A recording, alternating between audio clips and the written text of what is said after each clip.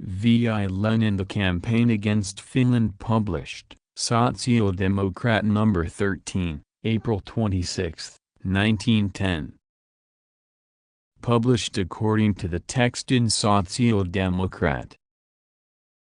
Source: Lenin Collected Works, Progress Publishers, Moscow, Volume 16, pages 171 to 175.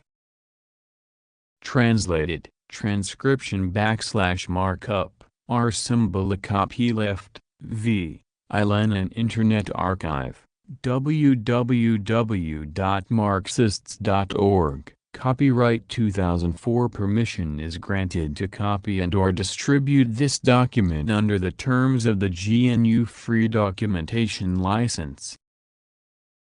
On March 17, 1910, Stolypin introduced a bill to the State Duma on the procedure of promulgating laws and general state ordinances concerning Finland.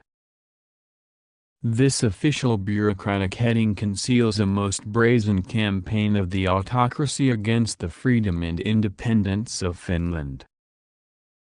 Stolypin's bill is concerned with placing under the jurisdiction of the State Duma, the Council of State and Nicholas II all those Finnish affairs which relate not merely to the internal affairs of this territory.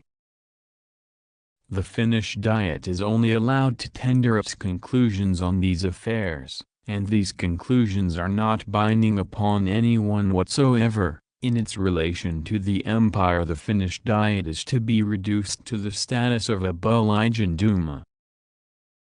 What is meant here by laws and ordinances which relate not merely to the internal affairs of Finland? Without citing the whole list, which takes up 17 clauses in Stolypin's bill, we may mention that it includes the customs relations between Finland and other parts of the empire, deletions from the Finnish criminal code, the railways, the monetary system in Finland, rules on public meetings, the press laws in Finland, and other things. To put all such questions under the jurisdiction of the arch-reactionary Octoberist Duma. The utter destruction of Finland's freedom, that is what is being undertaken by the autocracy, which is counting on the support of the representatives of the landed proprietors and the top section of the merchants, who are united by the Constitution of the 3rd of June. The plan is foolproof, of course, as far as it concerns only those whose position is legal under this Constitution: 50 extreme rights, 100 nationalists and right Octoberists, 125 Octoberists, such is the Black Hand Gang, which has already mustered in the Duma and has been suitably prepared by the long-continued incitements of the government press to ensure the adoption of any measure of violence against Finland. The old nationalism of the autocracy, which suppressed all non-Russian races, has now been reinforced, firstly by the hatred of all the counter-revolutionary elements towards a people which managed to utilize the brief victory of the proletariat of Russia in October to create under the very nose of the Black Hundred Tsar one of the worst democratic constitutions in the world, and to create free conditions for the organization of the working masses of Finland, the staunch supporters of social democracy. Finland took advantage of the Russian Revolution to secure a few years of freedom and peaceful development. The counter-revolution in Russia is making haste to utilize the complete lull at home to take away as much as possible of Finland's gains. History, as it were, is demonstrating by the example of Finland that the famous peaceful progress, so idolized by all Philistines, is just one of those brief, unstable, ephemeral exceptions which conclusively prove the rule. And this rule is that only the revolutionary movement of the masses and of the proletariat at their head, only a victorious revolution, can make lasting changes in the life of peoples and seriously undermine medieval rule and semi-Asiatic forms of capitalism. Finland could only breathe freely when the working class of Russia rose in a gigantic mass and gave a shock to the Russian autocracy. And it is only by joining the revolutionary struggle of the masses in Russia that the Finnish worker can now seek the way to deliverance from the onslaught of the Black Hundred Bolsheviks. The bourgeoisie of Finland has shown its counter-revolutionary qualities even in this peaceful country, which accomplished a revolution at the expense of the October days in Russia, which upheld liberty under the wing of the December struggle and the two oppositional Duma in Russia.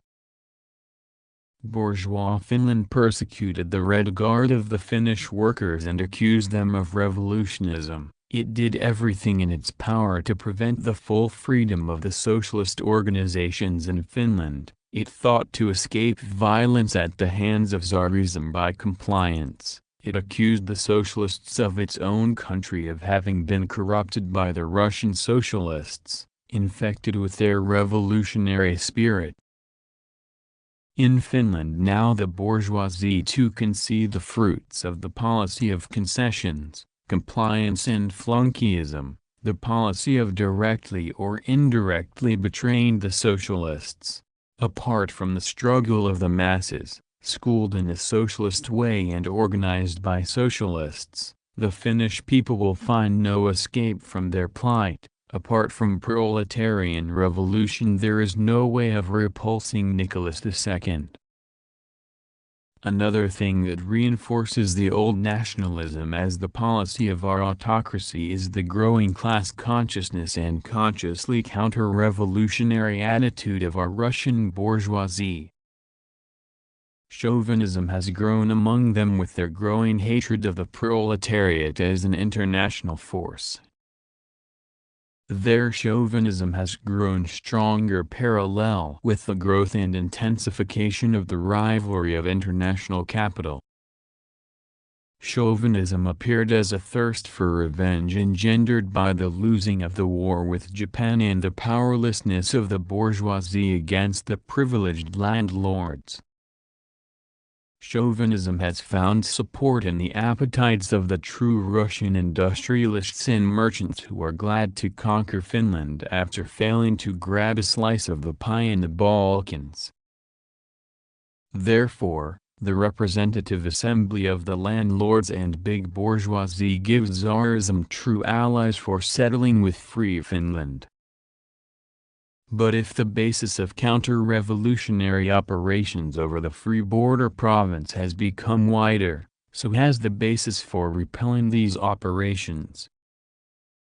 If instead of the bureaucracy alone and a handful of magnates we have the landed nobility and the wealthiest merchants organized in the Third Duma on the side of the enemies of Finland, we have on the side of her friends those millions of common people who created the movement of 1905, who produced the revolutionary wing in both the First Duma and the Second. And however profound the political lull at the present moment, these masses of people are alive and are growing in spite of everything. So too is growing a new avenger of the new defeat of the Russian Revolution. For the defeat of Finland's freedom is a defeat of the Russian Revolution. Our Russian liberal bourgeoisie is also being exposed now, over and over again in all its pusillanimity and spinelessness. The cadets, of course, are against the persecution of Finland. They will certainly not vote with the Octobrists. But was it not they who did most of all to undermine the sympathy of the public for that direct revolutionary struggle, those tactics of October and December which alone made possible the birth of Finland's freedom? Enabled it to hold out for more than 4 years now? Was it not the cadets who rallied the Russian bourgeois intelligentsia to repudiate this struggle and these tactics?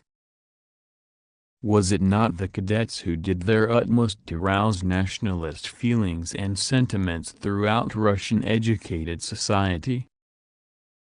How right the Social Democratic resolution was in saying that the cadets by their nationalist agitation were in fact rendering a service to Tsarism and no one else. 1. The opposition which the cadets wanted to show the autocracy over Russia's diplomatic reverses in the Balkans proved, as was only to be expected, a miserable, unprincipled, lackey-like opposition, which flattered the Black Hundreds, whetted the appetites of the Black Hundreds, and reproved the Black Hundred Tsar because he, the Black Hundred Tsar, was not strong enough. So now, most humane gentlemen of the cadet party, reap what you have sown. You have convinced Tsarism that it is weak in its stand for national interests. Now Tsarism is showing you its strength in nationalist persecution of a non-Russian race. Your nationalism, neo-Slavism, etc., had a selfish bourgeois essence of a narrow-class nature wrapped in high-sounding liberal phrases. The phrases have remained phrases, while the essence has furthered the misanthropic policy of the autocracy. Thus it has always been, and always will be, with liberal phrases. They merely screen the narrow egotism and brutal violence of the bourgeoisie. They are only artificial flowers festooning the people's chains. They only stupefy the minds of the people, preventing them from recognizing their real enemy. But each act of Tsarist policy, each month of the existence of the Third Duma is more and more mercilessly destroying the liberal illusions, more and more exposing the impotence and rottenness of liberalism, scattering ever wider and more abundantly the seeds of a new revolution of the proletariat. A time will come, the Russian proletariat will rise for the freedom of Finland, for a democratic republic in Russia. Notes: 1. See the resolution the present moment and the tasks of the party adopted by the Fifth Conference of the RSDLP. Works Index, Volume 16, Collected Works, LIA Index less than backward 4.